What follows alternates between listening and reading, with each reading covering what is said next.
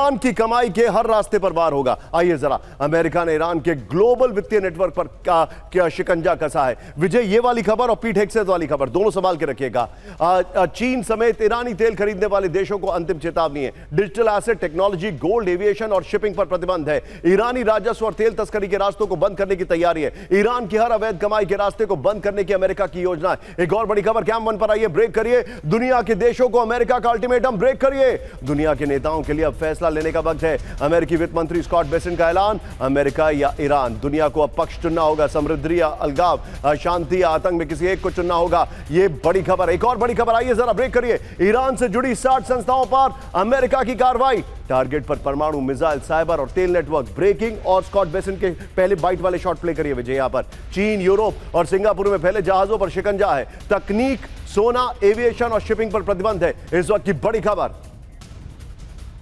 Chettinad Institute of Medical Education and Research, KGF, Karnataka. MBBS admission open 2026 to 2027. Apply through MCC Medical Counseling.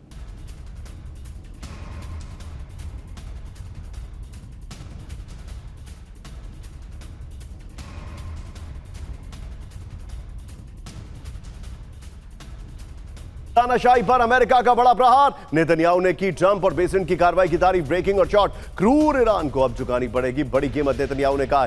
सीधे चलिए, तीनों breaking, तीनों shot लीजिए और straight to ambassador Deepak Vora sir. Deepak sir, correct me if I am wrong, मेरा assessment यह कह रहा है कि इकोनॉमिक सैंक्शंस एक कैमोफ्लेज है। इकोनॉमिक सैंक्शंस एक कैमोफ्लेज है, यह दिखाने के लिए कि हम आपके ऊपर इकोनॉमिक सैंक्शंस लगा रहे हैं, क्योंकि अमेरिका शुरुआती इकोनॉमिक सैंक्शंस के करता है, चाहे वो इराक हो, चाहे वो बात की जाए लिबिया की हो, चाहे वो वेनेजुएला की बात हो। अमेरिका का पैटर्न, जो दुनिया के बड़े इंटरनेशनल पंडित्स हैं वो यही कहते हैं, पहले इकोनॉमिक सैंक्शंस होते हैं, फिर उनके मुल्क में किसी और को खड़ा करके आंदोलन किए जाते हैं, और जब सब कुछ सहन कर जाते हैं तो फिर हमला कर दिया जाता है। ब्राजील, अगर आपने नोट किया होगा, इसकी सेकंड स्टेज में बोल्सोनारो फिर से पॉपुलर होते जा रहे हैं। वहां पर जो लूला है वो पीछे जा रहे हैं, अभी की नई रेटिंग्स आई हैं। सर, मेरा असेसमेंट ये है, कमिंग बैक टू इट, ये दर्शकों के लिए बैक स्टोरी थी। इकोनॉमिक सैंक्शंस एक कैमोफ्लेज है। America is going to hit them very hard, और वो करने वाले हैं बहुत बड़ा हमला। Correct me if I am wrong sir. बहुत बहुत धन्यवाद सर। मैं इस समय उज्जैन में हूं, महाकाल के दर्शन करके आ रहा हूं। आपके लिए पर्सनली और आपके पूरे चैनल के सहयोगियों के लिए भी प्रार्थना की थी। So may you always remain on top, may you always remain blessed. Sir, ये जो आपने प्रश्न पूछा है स्पॉट ऑन। ये पैटर्न इनका रहा है। आपको ये भी पता होगा कि दूसरे विश्व युद्ध में भी जापान ने जब हमला किया था पर्ल हार्बर पर, वो इसलिए किया था कि अमेरिका ने प्रतिबंध लगा रखे कि तेल नहीं मिलेगा जापान को। जापान के पास तो तेल था नहीं, कोयला नहीं मिलेगा, ये नहीं मिलेगा उनकी वॉर मशीन के लिए। फिर उन्होंने हमला किया था वहां पर कि इनकी जो नेवी एनफोर्स कर रही है ब्लॉकेड, उसको हम खत्म कर देंगे। तो नेवल अटैक था वो। दैट सेम पैटर्न आपने बिल्कुल सही कहा, ये फॉलो करते हैं।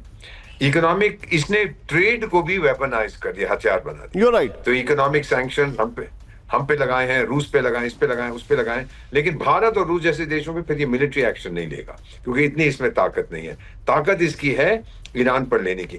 शुरू किया था इसने सर, आपको याद होगा कि ईरान पे कितने सालों से सैंक्शन लगे, जब से मुल्ला सरकार आई है तब से लगे। उसके बाद 2-3 बार इसने हमला किया, फिर इसने फाइनली डिसाइड किया कि अब ईरान को हम न्यूक्लियर वेपन नहीं बनाने देंगे, ठोकेंगे। इजराइल ने कहा बिल्कुल, लेकिन अब न्यूक्लियर वेपन्स की बात ही नहीं हो रही है सर। अब पूरी बात यही चल रही है कि ईरान में फिर से वही रेजिम चेंज, मुल्ला सरकार को इतना दबाव कि वो चले जाएं, और अंदर से, जैसा आपने कहा, कोई और व्यक्ति उभरे जिसके इर्द गिर्द रेवोल्यूशन कोएलेस हो सकती है। जो मैं देख रहा हूं सर, पहले तो इनकी प्रोटेस्ट होते थे, हमने भी देखा, ये मैंने कई देशों में देखा। प्रोटेस्ट के बाद मूवमेंट चलती है, मूवमेंट के बाद इंसरेक्शन चलती है, और फिर रेवोल्यूशन होती है। यही इसका इरादा है। और पीटर हेगसेथ की आप बात कर रहे थे सर, ट्रंप ने खुद उसको सेक्रेटरी ऑफ वॉर डेजिग्नेट किया था।